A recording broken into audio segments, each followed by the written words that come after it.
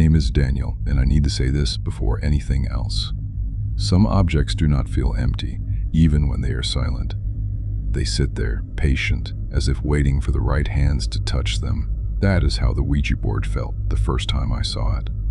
The room was quiet, but the silence felt watched. Candle flames burned too steady for still air. The shadows along the walls looked alert, stretched thin, like they were holding their breath. I remember staring at the board and realizing something was wrong, even before it moved. It did not feel like a game. It felt like an invitation. This happened around 1990, when I was a junior in high school. What I am telling you is not exaggerated or edited. It is exactly how I remember it, because some memories refuse to fade no matter how many years pass. My parents had owned that Ouija board since the 1960s. It was not a cheap toy. It was thick, heavy, and preserved almost too well. Just holding the box gave me goosebumps, like it carried more history than it should. At the time, I had become obsessed with spirit communication. I read everything I could find. One idea stuck with me more than the rest. The strongest connections required balance, male and female energy, yin and yang. That idea felt important. Even back then, I knew a few girls who were curious about using the board. Being young and careless, I convinced myself curiosity was harmless. I started experimenting with a close friend's sister first. She treated it like a joke. The board responded the same way. Candles flickered without explanation.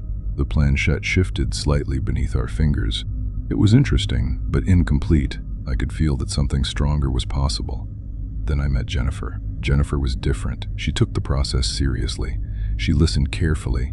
She believed intention mattered. The first night we used the board together, everything changed. The planchette moved smoothly.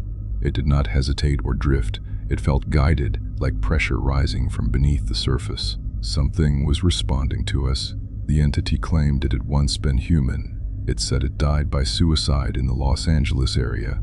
It spoke casually, almost playfully. That should have been my first warning. It asked for cigarettes. I was a smoker at the time, so I tested it. I placed a cigarette on the board. What happened erased out completely. The cigarette burned hot and bright. Then it slowed as if someone had taken a deep drag. After several seconds, it flared again. This cycle repeated without any logical explanation. We tried another experiment. I blew smoke into a glass and placed it upside down on the board. The smoke twisted and spiraled, moving as if stirred by unseen fingers. The candle flames reacted on command, growing hotter or dimmer depending on what was asked.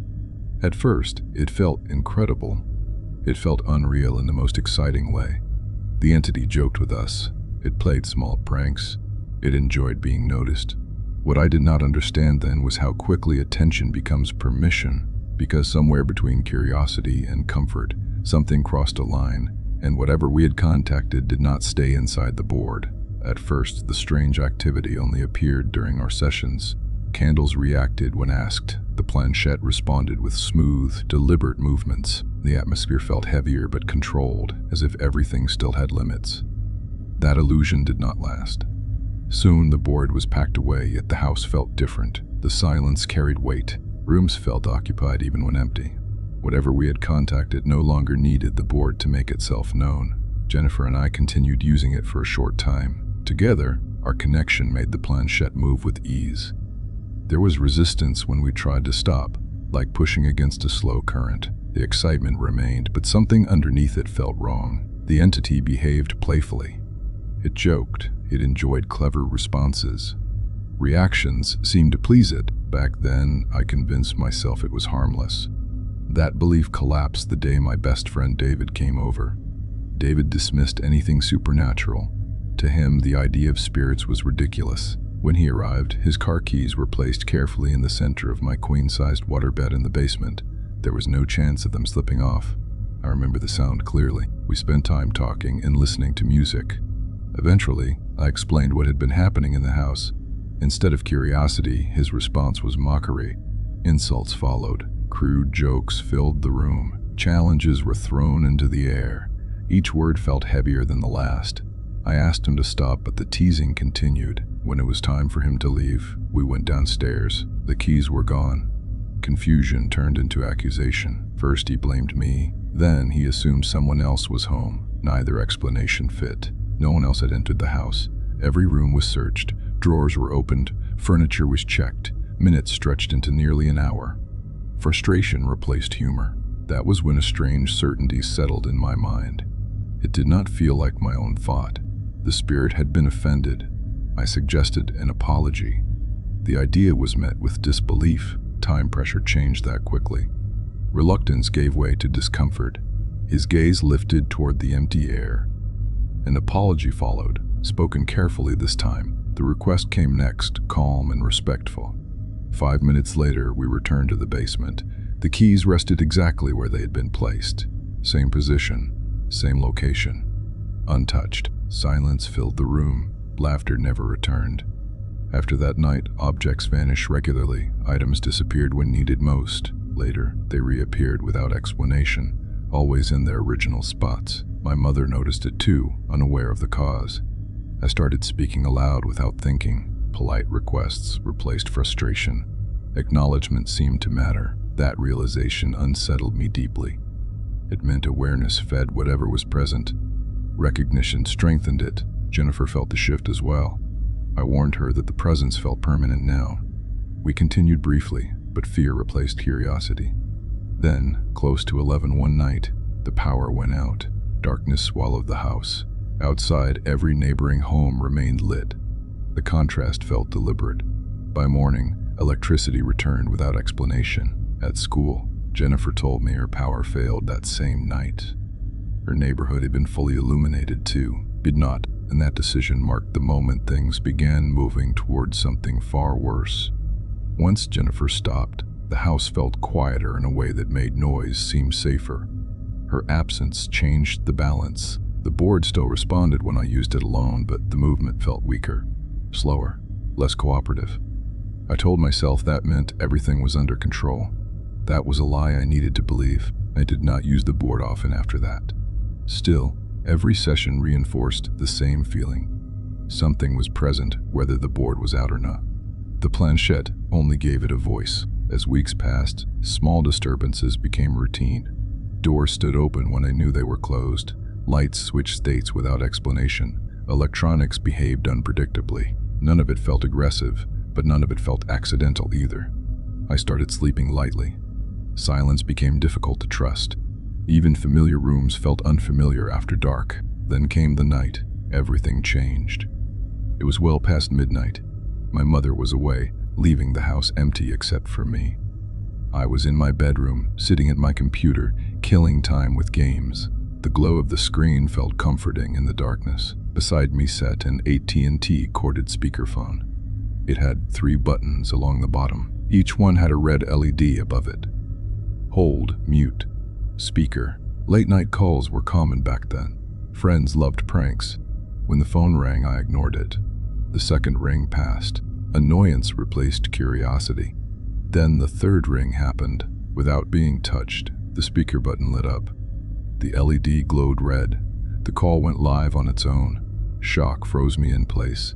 That had never happened before. The phone was new. There was no malfunction to explain it. In that instant, the air around me changed. Sound felt distant and warped. My body felt heavier, like gravity had increased. Time slowed in a way that made every second stretch painfully long. From the speaker came a low, ambient noise, not silence, not speech, something in between. There were faint banging sounds, a breathing rhythm that did not sound human. Layers of noise overlapping in ways I could not identify. 7 seconds passed. It felt endless. Then the realization hit. Pure dread flooded my body without warning. Every hair stood upright. Energy surged through me like electricity. The feeling was overwhelming and immediate. Something was behind me. Not nearby, not distant, directly behind me. The certainty was absolute. I did not need to see it.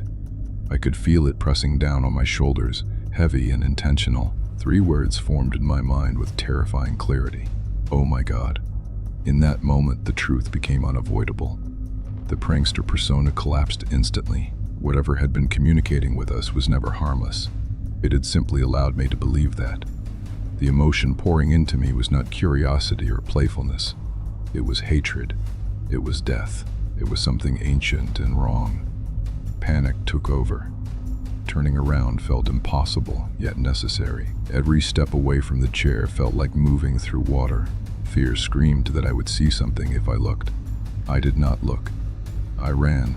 The house blurred as I bolted outside, heart pounding, lungs burning. Only once I reached the yard did I stop. Tears followed without warning.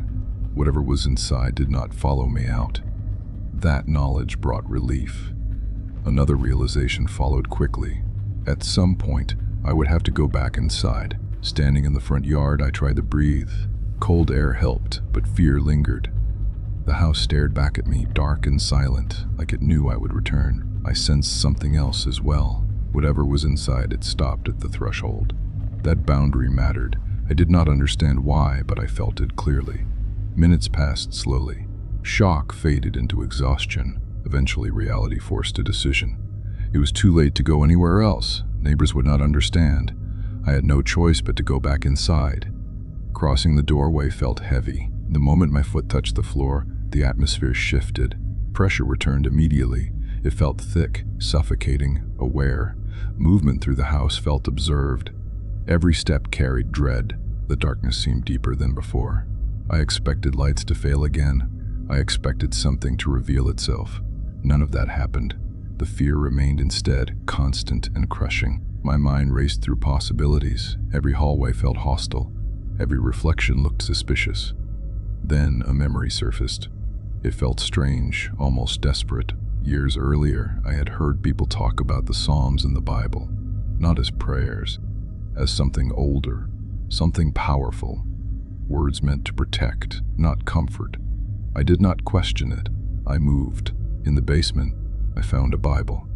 My hand shook as I opened it. The words blurred at first. Then I started reading aloud. Volume mattered. Belief mattered. I spoke with force, not hesitation. The change was immediate. The pressure lessened. The room felt larger. Breathing became easier. Fear stopped feeding on itself. Encouraged, I continued. Each line spoken felt like resistance, like pushing something backward. I had been in choir at the time. Another book came to mind. The Requiem. Latin filled the room. Ancient phrases carried weight. Familiar words took on new meaning. Though I walk through the valley of darkness, I shall fear no evil. For the first time that night, fear loosened its grip. The presence weakened. Whether it was faith, sound, or conviction, something worked. That night marked the end of my curiosity. The occult lost all appeal. Some doors were not meant to be opened. Some answers demanded too high a price. Morning brought resolve. Friends came over later that day. I did not explain everything. I only said the board needed to be destroyed. The planchette broke easily. The board followed soon after. Pieces were placed into the fireplace. When the fire caught, something strange happened. The flames twisted upward violently. Air rushed into the chimney like a sudden vortex. It looked like a small tornado of fire. Nothing like that had ever happened before. Instinct took over. I did not hesitate. I did what felt final. The board burned completely. Later I learned there were rituals for closing what had been opened. Burial. Prayers. Apologies. None of that crossed my mind then. Months later, my mother noticed the board was gone. She was upset. I refused to discuss it. That house would never host another one. Still, destruction did not mean disappearance. For years afterward, subtle things continued. Doors moved. Footsteps echoed without cause. Once I heard someone run down the stairs only to find no one there. The presence faded slowly over time. Visits became easier. Fear dulled into memory. Eventually, the house felt quiet again. But the lesson remained. Some things never leave you completely. Time moved forward, but the house never fully forgot. Neither did I. For several years after the board was destroyed, small disturbances continued. They were subtle, almost careful. Doors opened or closed without explanation. Occasionally, footsteps echoed through the house when no one else was home. Once I heard someone run down the stairs late at night. I jumped out of bed, convinced a roommate was there. The house stood empty. Those moments were brief but unforgettable. Eventually, I moved out.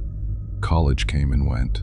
Life changed. Distance helped. Still, Whenever I returned to my mother's house for holidays, something felt off. The presence was weaker, dulled by time, but not gone. Sleeping with lights on became routine. Mirrors felt uncomfortable. Silence pressed in ways it never had before. Years passed. Gradually, that sensation faded. The house began to feel normal again. The weight lifted slowly, almost respectfully.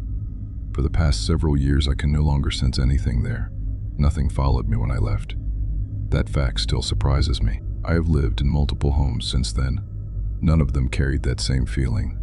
No objects vanished. No unseen attention lingered. There was one exception. In the house I lived in immediately after moving out, something happened once. I heard my girlfriend call my name clearly from another room. Her voice sounded normal. Concerned, I answered back. No one was there.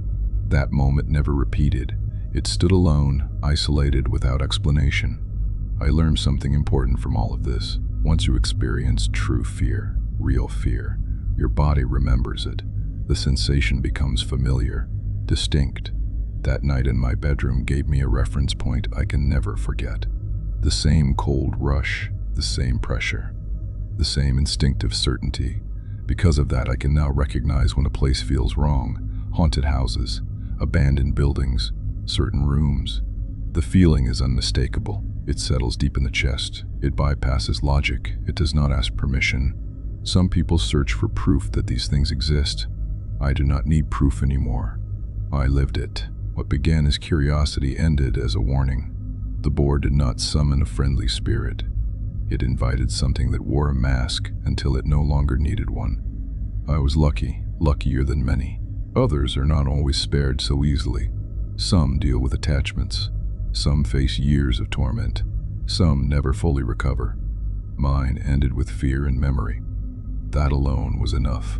I still remember the speakerphone, the red light turning on by itself, the sound coming through the line, the feeling of something standing behind me. Those details remain sharp, untouched by time. I did not share the story to entertain. I share it as a warning. There are things that respond when called. Not everything that answers wants to help. And not every door should be opened. Some lessons only need to be learned once, and some experiences never truly let go.